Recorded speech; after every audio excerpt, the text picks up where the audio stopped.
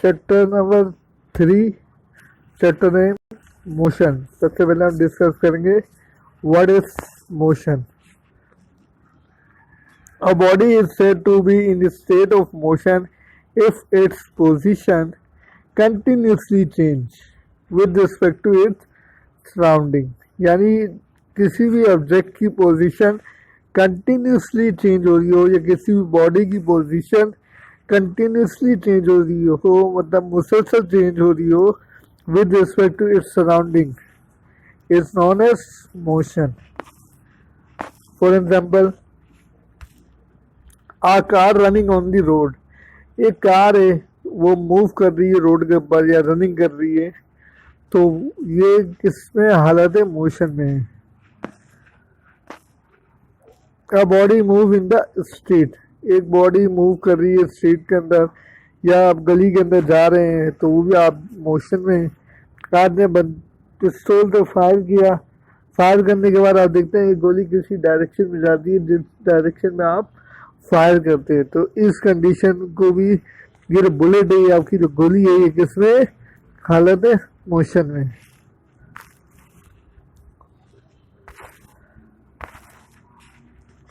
Rest, पहले definition देंगे आप। A body is said to be at rest if its position with respect to its surrounding does not change। यानी position जो है वो does not change से यहाँ मुराद अपनी पोजीशन चेंज नहीं करेगी कोई भी बॉडी, तो वो किस में होगी, हालत रेस्ट में होगी।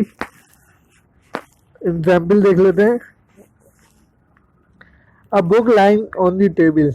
एक किताब टेबल के ऊपर रखी हो तो वो रेस्ट में। A clock on the wall. एक घड़ी वॉल के ऊपर, दीवार के ऊपर आप लटका दें, वो भी उस कंडीशन में क्या होगी, हालत रेस्ट में होगी। आप यहाँ देख सकते हैं एग्जाम्पल दी हुई है। और एक घड़ी किताबों के साथ रखी हुई है, इस कंडीशन में जो घड़ी है हालत रेस्ट में। और ये जो बुक्स रखी हुई हैं ये भी रेस्ट की कंडीशन में। Done. Distance. What is distance? Definition देंगे। The physical separation between the two points, two given points is called distance. It is a scalar quantity. Distance is a scalar quantity. The physical separation between the two given points. आप ये देखें diagram आपको मैंने बना के दिखाई, ये and point दे दिया, ये स्टार्ट पॉइंट दे दिया। अब यहाँ से कार जो है मूव करे किसी भी डायरेक्शन में कर रही है तो वो किस तरीके से मूव करेगी। अगर वो सीधी आ रहे एकदम स्ट्रेट आ रहे एंड पॉइंट से स्टार्ट पॉइंट या स्टार्ट पॉइंट से एंड पॉइंट, तो ये क्या होगा, डिस्प्लेसमेंट होगा। तय करता फासला क्या होगा, डिस्प्लेसमेंट होगा। और ये अभी इससे तय नहीं करा, यानी एंड पॉइंट से स्टार्ट पॉइंट तक, तो ये इस तरह मूव करती हुई आएगी, तो इस कंडीशन में क्या होगी, डिस्टेंस की कंडीशन होगी, डिस्टेंस। और अगर ये फासला कवर कर लेगी तो ये कौन सी कंडीशन में आ जाएगी, डिस्प्लेसमेंट की कंडीशन में आ जाएगी, ये आपकी car.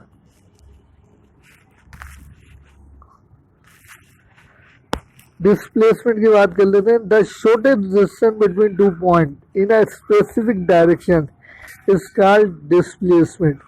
The shortest distance between two points in a specific direction, यानी एक स्पेसिफिक डायरेक्शन होगी तो उस कंडीशन में हम क्या कर लेंगे, displacement. D is equal to R2 minus R1, where R1 and R2 are the position vector of A and B. देख लेते हैं, ये हमारा ए पॉइंट आ गया, ये हमारा बी पॉइंट आ गया, ये डिस्प्लेसमेंट आ गया। अगर हम इसको स्ट्रेटली जो डिस्टेंस हम कवर कर लेंगे वो हमारा क्या हो जाएगा, डिस्प्लेसमेंट में कवर हो जाएगा, डिस्प्लेसमेंट में। और ये जो हम मूव करते हैं, हमने ऐसे बताया कि ये डिस्टेंस हो सकता है, लेकिन हमने इसको कवर नहीं किया है। अगर हम इसको कवर कर लेंगे तो ये डिस्प्लेसमेंट बन जाएगा। यानी वो फासला जो हम तय कर ले उस फासले को हम डिस्प्लेसमेंट कहते हैं। और हमें मालूम है कि अगर आप बात करें अलीगढ़ से कराची यूनिवर्सिटी की, तो हमें मालूम है कि यहाँ से लेकर वहाँ तक कोई ना कोई डिस्टेंस है। और जब हम इसको कवर कर लेंगे तो वही डिस्टेंस किस में कन्वर्ट हो जाएगा, वो डिस्प्लेसमेंट में कवर हो जाएगा। speed. The distance covered by a moving body in a unit time is called speed. The distance covered by a moving body in unit time. Unit time के अंदर तो is known as speed. और करके को definition दिए, the rate of change of distance with time is called speed. The rate of change of, अगर कहीं पे लिखा आ रहा है रेट ऑफ चेंज ऑफ, तो आप समझ जाइएगा कि इसका जो फॉर्मूला बनने वाला है वो कुछ इस तरीके से बनेगा, टाइम से divide over. Speed is equal to, speed का फॉर्मूला निकाल लें, स्पीड इज इक्वल टू, देखिए डिस्टेंस कवर कर रहा है तो ये distance upon unit time, time से divide, distance time, distance upon time. Distance हम यहाँ लिख देंगे delta S divide by T. ये डेल्टा को अगर आप करेक्शन कर लें तो ये एस अपॉन टी हो जाएगा. ये डेल्टा को रिमूव कर दें यहाँ से और ये टी से डिवाइड करेंगे तो distance upon time is known as speed. Unit देख लेते हैं, its SI unit is metre per second. अब देखिए कोई भी डिस्टेंस हो उसकी जो यूनिट होती है मीटर होती है, तो मैंने मीटर लिख दिए. टाइम की जो यूनिट होती है वो सेकंड होती है, तो इसकी स्पीड की जो यूनिट बन गई मीटर पर सेकंड बन गई. यानी स्पीड का फॉर्मूला है distance upon time, distance upon time यानी S upon T, S upon T. S जो डिस्टेंस है, डिस्टेंस की यूनिट मीटर होती है, टाइम जो सेकंड है, टाइम की यूनिट सेकंड होगी. यानी आप यूं भी लिख सकते हैं, the rate of change of distance is known as time. The rate of change of distance with time is called speed. ऐसे भी कर सकते हैं और इसका फॉर्मूला ऐसे भी लिख सकते हैं, definition the rate of change of, क्योंकि टाइम से डिवाइड, कोई भी चीज़ अगर टाइम से डिवाइड हो रही हो तो आप लिख सकते हैं कि the rate of change of, तो बनेगा distance, distance is known as speed. इसकी यूनिट आ गई मीटर पर सेकेंड. डायमेंशन देख लेते हैं. डायमेंशन मैंने आपको फर्स्ट चैप्टर में पढ़ाया, जो सेकंड लेक्चर है उसमें आप दोबारा, अगर आपको याद नहीं आ रहा है स्पीड की dimension, dimension speed L T minus one है. किस तरह डिस्टेंस की जो कोई भी डिस्टेंस है उसका एल होता है, ये जो टी है, जो टी की कैपिटल टी ऊपर जाएगी तो टी इनवर्स हो जाएगी, तो इसकी डायमेंशन बनेगी एल टी माइनस वन या एल टी इनवर्स. स्पीड का फॉर्मूला लिखा हुआ है, speed is equal to distance upon time. और यहाँ से लेके यहाँ तक ये डिस्टेंस है इसका. अभी गाड़ी ने कवर नहीं किया है तो ये हमारे स्पीड जो है, calculate the speed of the car, इस मीटर के थ्रू हम इसकी कार की स्पीड मालूम कर सकते हैं. कार के अंदर ऑलरेडी मीटर लगे होते हैं, आप उसके थ्रू भी इस गाड़ी की स्पीड मालूम कर सकते हैं. स्पीड को हमने कवर कर लिया है. velocity, the displacement covered by a moving body is in unit time is called velocity, is called velocity. इसको करेक्ट करके velocity कर लें और करके देखें, the rate of change of displacement with time is called velocity. The rate of change of displacement with time is called velocity. यहाँ और से मुराद ये होता है कि या तो पेपर में ये डेफिनेशन लिख सकते हैं या फिर आप ये वाली डेफिनेशन लिख दें. दोनों में से कोई भी एक डेफिनेशन आप लिख सकते हैं. फॉर्मूला लिखते हैं. वेलोसिटी का फॉर्मूला क्या है? सेम फॉर्मूला स्पीड का, डेल्टा एस अपॉन टी. लेकिन यहाँ जो बात आ रही है, ये आ रही डिस्प्लेसमेंट की आ रही है. यहाँ बात आ रही है डिस्प्लेसमेंट. स्पीड के अंदर यहाँ पे हमने क्या यूज किया हुआ था? डिस्टेंस. तो ये डिस्प्लेसमेंट अपॉन टाइम, इसका मतलब ये होगा velocity is equal to displacement upon time. मैं इसको ऐसे भी लिख सकता हूँ, the rate of change of displacement is known as velocity. Rate of change of क्यों लिखा था? टाइम से डिवाइड हो रहा है. कोई भी चीज़ अगर टाइम से डिवाइड होती है तो आप सबसे पहले लिखे the rate of change of, ऊपर वाला देखें displacement, the rate of change of displacement is known as velocity. Unit देखते हैं. It SI unit is metre per second. Displacement की जो यूनिट होती है वो मीटर होती है, टाइम की जो यूनिट होती है वो सेकेंड होती है. तो हमें मालूम हो गया कि इसकी जो यूनिट होगी वेलोसिटी की वो मीटर पर सेकेंड होगी. डायमेंशन को कैलकुलेट करते हैं. the dimension of velocity is LT inverse या LT minus 1. डिस्प्लेसमेंट डिस्टेंस हो या डिस्प्लेसमेंट हो, कैपिटल एल इसका सिंबल होता है, टाइम का टी होता है, टी जब ऊपर आएगा तो वो टी इनवर्स हो जाएगा. डायमेंशन ऑफ वेलोसिटी हमारे पास कैलकुलेट हो गई है एल टी माइनस 1.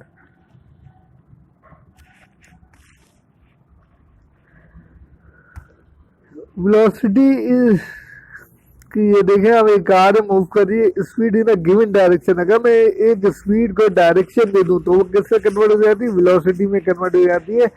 यानी कि velocity is a vector quantity भी कह सकते हैं क्योंकि उसकी एक डायरेक्शन होती है, लेकिन स्पीड की कोई डायरेक्शन नहीं होती. तो स्पीड हमारे पास स्केलर क्वांटिटी में शामिल करते हैं हम स्पीड को, और वेलोसिटी को वेक्टर क्वांटिटी में शामिल करते हैं. Velocity displacement upon time delta s upon T.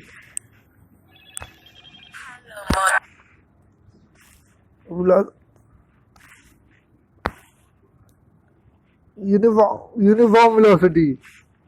If a body covers equal distance in equal interval of time, then the body moves with uniform velocity. Uniform velocity. अच्छा, अभी तक हमने velocity के बारे में स्टडी किया था, अब बात चल रही है यूनिफॉर्म वेलोसिटी के बारे में. यूनिफॉर्म वेलोसिटी क्या होगी? If a body cover equal distance in equal time of interval, then the body move with uniform velocity. Uniform velocity. Uniform velocity is constant velocity. The instantaneous velocity are always the same. All the instantaneous velocity will also equal the average velocity begin with. अरे uniform velocity कौन सी velocity को कहते हैं? ये condition लिखी है v is equal to delta x upon delta t. डेल्टा का मतलब है चेंज, फाइनल माइनस इनिशियल, और डेल्टा टी देखें आप, ये इनिशियल आ गई एक्स आई और एक्स एफ जो है डिस्टेंस, फाइनल डिस्टेंस आ गया. इन दोनों का अगर हम चेंज निकाल देंगे और डिवाइड कर देंगे डेल्टा टी से. यूनिफॉर्म का मतलब ये होता है कि एक जैसा स्ट्रेट. देखें ये बिल्कुल स्ट्रेट जा रही है, नो मूव, किसी भी डायरेक्शन में मूव नहीं कर रही है, ना ऊपर ना नीचे. तो इस कंडीशन में जो हमारे पास जो वेलोसिटी होगी वो यूनिफॉर्म वेलोसिटी होगी, यानी सेम वेलोसिटी होगी, सेम स्पीड से बढ़ रही होगी. आप यहाँ पे भी देख लें, यहाँ पे बिल्कुल स्ट्रेट लाइन में मूव कर रही है वेलोसिटी का ग्राफ. तो ये जो कंडीशन है ये भी हमारे पास यूनिफॉर्म वेलोसिटी की कंडीशन है.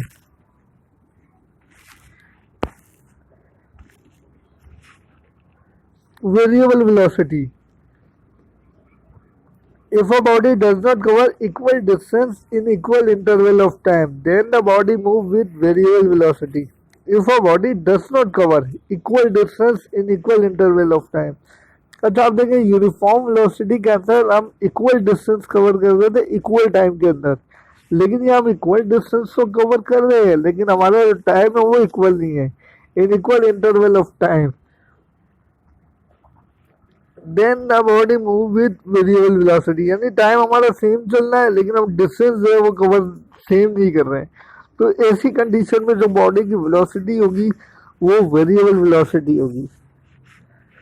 देख लेते हैं वेरिएबल वेलोसिटी का जो ग्राफ बनेगा हमारे पास. यहाँ हमारे पास डिस्प्लेसमेंट आ गया, यहाँ ग्राफ हमारे पास टाइम आ गया. ग्राफ कुछ इस तरीके से कर्व बन सकता है लेकिन स्ट्रेट लाइन नहीं बनेगी. जैसे यूनिफॉर्म वेलोसिटी में स्ट्रेट लाइन के ग्राफ आ रहे थे, लेकिन वेरिएबल वेलोसिटी के अंदर स्ट्रेट लाइन के ग्राफ नहीं आ रहे होंगे. इसका रीजन ये है कि if a body does not cover equal distance in equal interval of time, यानी ये कि टाइम जो वो तो सेम चल रहा है लेकिन वो जो डिस्टेंस है वो सेम कवर नहीं कर रहे हैं. यानी कि आप यूं भी कह सकते हैं कि 5 सेकंड में अगर 10 मीटर कवर किया है तो 10 सेकंड में वो 8 मीटर कवर कर रहा है, यानी कि 2 मीटर का डिफरेंस आ रहा है. तो इस किस्म की जो बॉडी की जो वेलोसिटी होगी, इन वेलोसिटी को हम वेरिएबल वेलोसिटी में इंक्लूड करेंगे, शामिल करेंगे.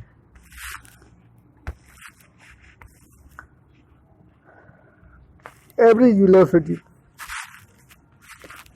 The ratio of total distance and total time is called average velocity. The ratio of total distance यानी total distance टोटल डिस्टेंस को अगर हम टोटल टाइम से डिवाइड कर दें तो वो जो वेलोसिटी होगी वो हमारी कौन सी होगी, एवरेज वेलोसिटी होगी। If a body is at position v1 at time t1 and at position v2 at time t2, then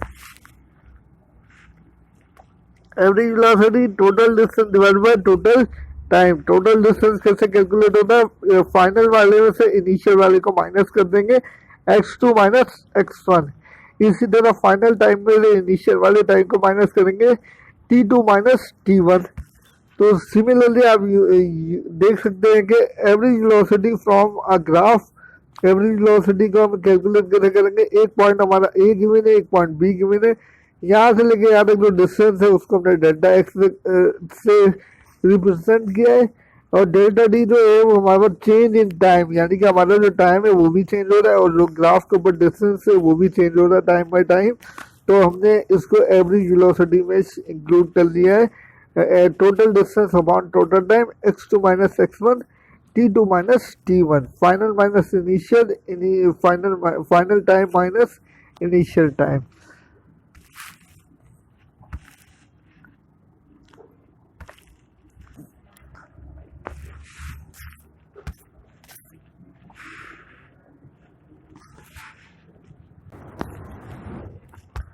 Instantaneous velocity. The velocity at a particular instant is called instantaneous velocity.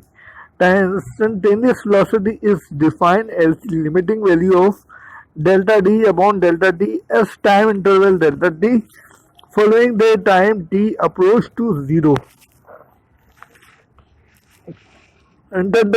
Instantaneous velocity जो है हमारे पास VINS, short form INS, instantaneous, इसकी जो short form आ गई INS, limit जो होगी delta d tend to zero, यानी approach zero तक इसकी लिमिट होगी।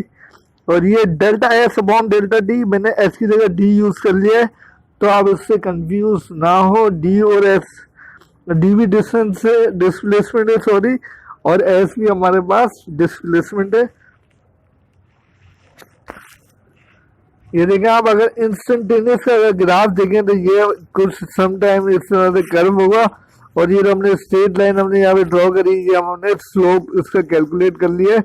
Slope is equal to instantaneous velocity of a particle t is equal to t n, यानी ये एस आ गया हमारे पास, एस हमारे पास हॉरिजॉन्टल पे एक्सिस के ऊपर ले लिया, सॉरी वर्टिकल एक्सिस के ऊपर ले लिया, और टी हमने हॉरिजॉन्टल एक्सिस के ऊपर ले लिया time.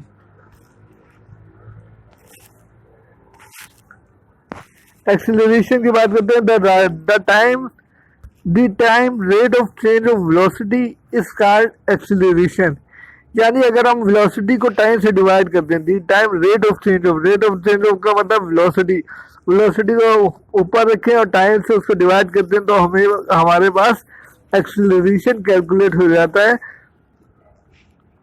If the change in velocity is delta v in time delta t, then acceleration is given by a is equal to a represent acceleration, delta v change in velocity, delta का मतलब change और time का मतलब delta t।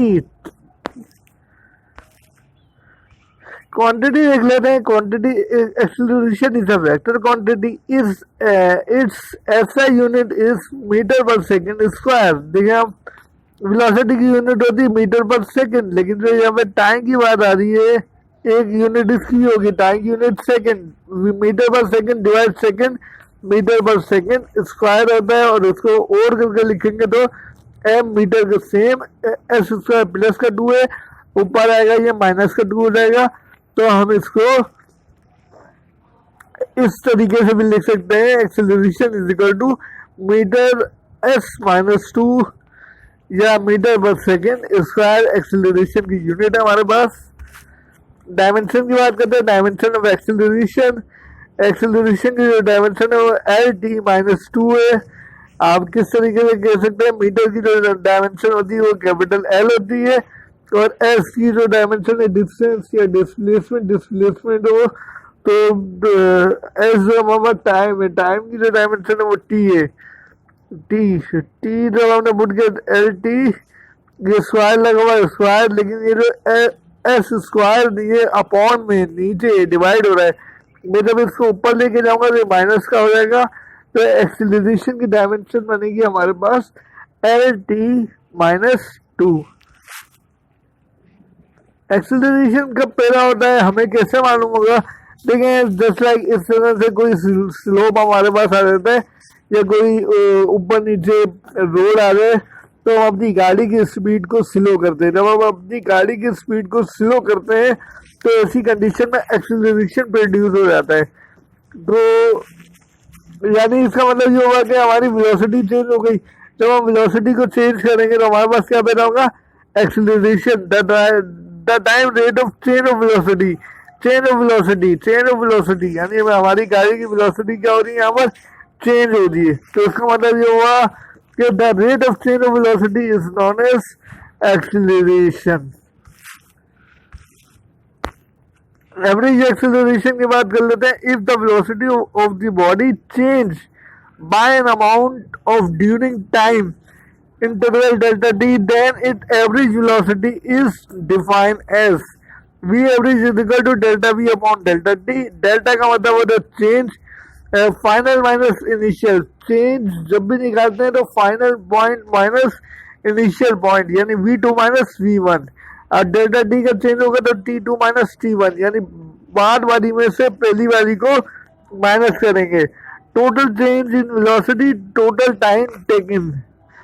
इस direction is same as that of the change of velocity.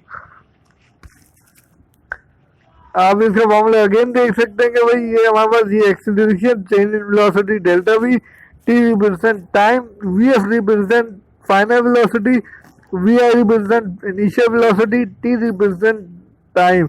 Delta v का मतलब है v f minus v i भी कर सकते हैं या final v two minus v one भी लिख सकते हैं। जो आपको पॉइंट गिवन होंगे उस पॉइंट के हवाले से हम फॉर्मूले को बना सकते हैं। पॉजिटिव एक्सेलरेशन कब होता है? एक्सेलरेशन तो हमें मालूम है कि अगर वेलोसिटी चेंज होगी तो एक्सेलरेशन पैदा होता है, लेकिन अब पॉजिटिव और नेगेटिव एक्सेलरेशन कब और कहाँ किस तरीके से पैदा होता है ये देख लेते हैं। If the velocity of a moving body is increasing, अगर वेलोसिटी एक बॉडी मूव कर रही है उसकी जो वेलोसिटी है वो इंक्रीज हो जाए, तो उस कंडीशन में जो एक्सेलरेशन पैदा होगा वो एक्सेलरेशन हमारे पास पॉजिटिव एक्सेलरेशन होगा। देख लेते हैं हम, ये देखें आप, ये पॉजिटिव एक्सेलरेशन पैदा हो रहा है इस डायरेक्शन में, नेगेटिव वेलोसिटी इस डायरेक्शन में, यानी जो हमारी जो गाड़ी है वो मूव कर रही है if a velocity of a moving body, यानी हमारी पूरी बॉडी है जो मूव कर रही है is increasing with time, time के साथ इंक्रीज कर रही है। तो इस कंडीशन में जो भी एक्सेलरेशन प्रोड्यूस हो रहा है वो पॉजिटिव एक्सेलरेशन हो रहा है।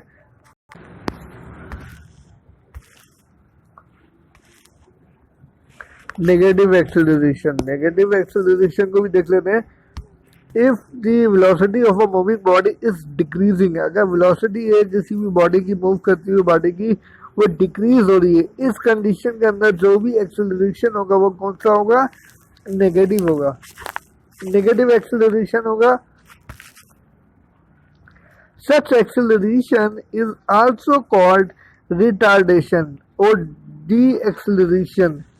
तो यानी जो नेगेटिव एक्सेलरेशन हमारे पास जो प्रोड्यूस हो रहा है, जैसे कि आप देख सकते हैं कि नेगेटिव एक्सेलरेशन अब हमारी जो वेलोसिटी की जो डायरेक्शन है वो पॉजिटिव है, यानी कि वेलोसिटी की डायरेक्शन के अपोजिट एक्सेलरेशन प्रोड्यूस होता है। If the velocity of a moving body is decreasing, अगर मैं इसकी बॉडी मूविंग बॉडी की जो वेलोसिटी है वो डिक्रीज करूंगा तो मेरे पास एक्सेलरेशन जो पैदा होगा वो नेगेटिव एक्सेलरेशन प्रोड्यूस होगा। Instantaneous acceleration, the acceleration of a moving at a particular instant of time is called instantaneous acceleration. It is defined by the expression given below. Delta we upon delta t, जो acceleration का formula वो same रहेगा। इसमें instantaneous में limit लगा दी जाती है, limit delta T ten to zero.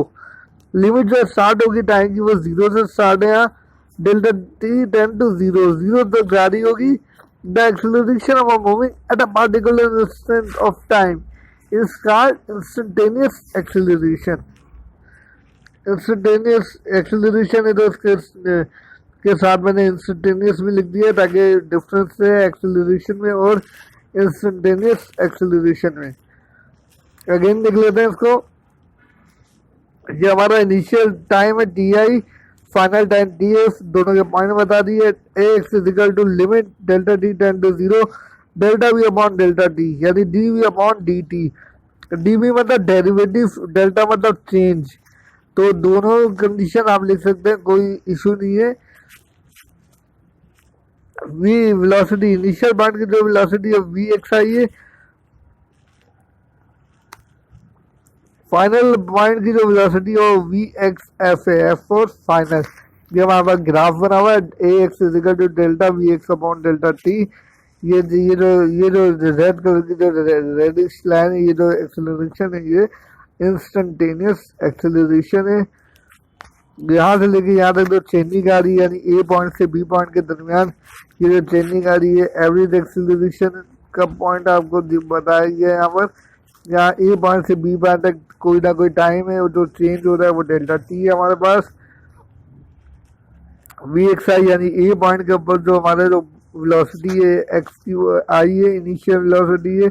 इसी तरह पॉइंट ऊपर की तरफ गया तो मैंने इससे परपेंडिकुलर ड्रॉ किया। यहाँ पर वी एक्स इसका final velocity, point velocity of point b की वेलोसिटी है फाइनल। तो इन दोनों का डिफरेंस निकालेंगे और टाइम चेंज करके इनका रेशो लेंगे तो हमारे पास जो वेलोसिटी आएगी वो आएगी इंस्टेंटेनियस वेलोसिटी आएगी। फोर्स की बात करते हैं। Force is that agent which produce or tend to produce stop or tend to stop the motion of body. It is an agency which change or tend to change the state of rest or of uniform motion, but that is produce acceleration in the body. Force is the agent. Force is the agent. Force एक ऐसी agent है which produce or tend to produce, stop और tend to stop the motion of a body, जो किसी भी body को motion में भी लाती है और किसी भी बॉडी को स्टॉप में मतलब रेस्ट की कंडीशन में भी ये कन्वर्ट कर सकती है। तो इस कंडीशन में जो हम फोर्स यूज़ करते हैं, जो हम यानी कि मूवमेंट कर रहे हैं बॉडी के अंदर, वो फोर्स की मदद से कर रहे हैं। फोर्स वेक्टर क्वांटिटी है। जब भी हम किसी भी जगह फोर्स लगाते हैं तो कोई ना कोई डायरेक्शन होती है और उसकी जो यूनिट होती है वो न्यूटन होती है। फोर्स का जो फार्मूला होता है F is equal to m a होता है। F is equal to m a dimension वाली लेक्चर नंबर 2 में देखिएगा, उसकी हमने डायमेंशन कैलकुलेट की है। F is equal to m a, m की जो डायमेंशन है कैपिटल एम है, ए की जो डायमेंशन है एक्सेलरेशन एल टी माइनस 2 है। तो इसका मतलब ये होगा कि एम एल टी माइनस 2 इसकी डायमेंशन होगी फोर्स की। सिमिलरली ये देखें आप, मैंने यहाँ टेबल में फोर्स लगाई तो फोर्स की कोई ना कोई डायरेक्शन है। मैं जिस डायरेक्शन में लगाऊंगा तो टेबल उसी डायरेक्शन में मूव करेगी। जब इसकी डायरेक्शन है तो इसका मतलब ये कौन सी क्वांटिटी है, वेक्टर क्वांटिटी है। फोर्स का फॉर्मूला क्या होता है, F is equal to m a. Mass, mass is a quantity of matter possessed by a body and can be measured from the equation. F is equal to ma होता है। जब मास को calculate करूंगा तो a जो है m से multiply हो रहा है, s से नीचे आके डिवाइड हो जाएगा। Mass is equal to m is equal to f upon a हो जाएगा। Characteristics of mass, mass is the property of matter which determine the acceleration of a body which when acted by a given force, when acted by a given force। ये characteristics है मास की। the greater the mass of the body, the lesser will be the acceleration produced in the body on the application of a given body। यानी जितना ज़्यादा मास होगा उतना ही कम acceleration produce होगा क्योंकि मास और एक्सेलरेशन के दरमियान जो रिलेशन है वो इन्वर्सली प्रोपोर्शनल है। इन्वर्सली प्रोपोर्शनल का मतलब ये होता है कि अगर मैं एक चीज बढ़ाऊंगा तो दूसरी चीज कम होगी, यानी कि एम जो है वो ऊपर है, अगर मैं मास को बढ़ाऊंगा तो ए नीचे, यानी इन्वर्सली प्रोपोर्शनल है, तो ए ऑटोमेटिक कम होने शुरू हो जाएगा। और जो एफ और एम का जो रिलेशन है वो डायरेक्टली प्रोपोर्शनल है, जितना ज्यादा मास होगा उतनी ज्यादा फोर्स भी लगानी होगी। तो ऊपर वाला जो रिलेशन होता है वो डायरेक्टली प्रोपोर्शनल होता है। डायरेक्टली प्रोपोर्शनल का मतलब एक चीज बढ़ाएंगे, अगर फोर्स को बढ़ाएंगे तो मास भी बढ़ेगा। और ए जो है वो इन्वर्सली प्रोपोर्शनल है अपॉन में, अगर मैं ए को बढ़ाऊंगा तो एम क्या होगा, कम होगा, एम को बढ़ाऊंगा तो ए क्या होगा, बढ़ेगा। तो इनका जो रिलेशन है वो अपोजिट होगा, और इनका इनका जो रिलेशन है एम और एफ का वो सेम होगा। मास is the measure of inertia. I does not depend upon the location, shape, size of an object. मास की कोई भी शेप साइज नहीं होती, वो डिपेंड नहीं कर रहा होता, वो किसी भी सूरत में हो सकता है। It refer to the quantity of matter only. The more mass an object has the more matter its contain. जितना ज्यादा मास होगा उतना ज्यादा उसको फोर्स लगेगी। यूनिट देख लेते हैं, मास की जो यूनिट है हमारे पास फिजिकल बैलेंस के जो हमने दोबारा रिपीट कर देना, the unit of mass is kilogram. Mass की जो यूनिट है हमारे पास किलोग्राम है। And can be measured by physical balance. Physical balance के जरिए तराजू के थ्रू, तराजू में तो अगर वेट हम मालूम करते हैं, लेकिन फिजिकल बैलेंस के थ्रू मास को कैलकुलेट कर लेते हैं। वेट की बात कर लेते हैं। वेट जो है डायरेक्शन होती है, the force of gravity acting on a body. The force of gravity यानी एक ऐसी फोर्स जो ग्रेविटी के की तरफ आपको खींचे, इसका वेट ऑफ अ बॉडी, वो जो है बॉडी का जो है वेट है।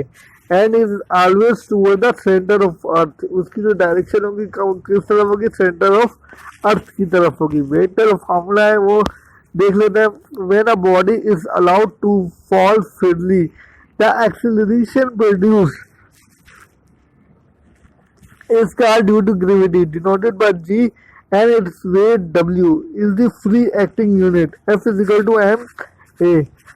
Force का formula F is equal to M A for a freely falling body to F is equal to W, A is equal to G, यानी एक्सेलरेशन जो है वो G के बराबर होता है एक्सेलरेशन, और फोर्स वेट के बराबर होती है W is equal to mg। देखिए F की जगह मैंने W लिख दिया क्योंकि W के बराबर है, W हो गया। M है का मतलब A बराबर है G के, A की जगह मैंने G लिख दिया। W is equal to mg, ये हमारा वेट का फॉर्मूला हमने कैलकुलेट कर लिया है। Where weight is express in newton, यानी जो वेट की जो यूनिट है वो क्या होती है, न्यूटन होती है। और mass in kilogram and G in metre per second square, यानी जी जो है वो ए के बराबर है, यानी ए की जो यूनिट होती है एक्सेलरेशन की वो मीटर पर सेकंड स्क्वायर होती है।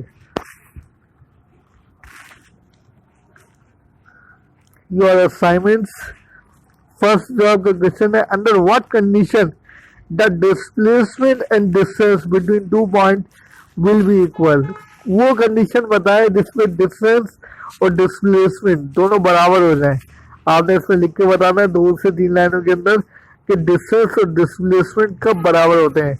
डिस्टेंस जो होता है जो फासला हमने कवर करना होता है, और डिस्प्लेसमेंट जो होता है जो फासला हम कवर कर चुके होते हैं। अब आपने इसका आंसर बताना होगा। आपका ये असाइनमेंट है।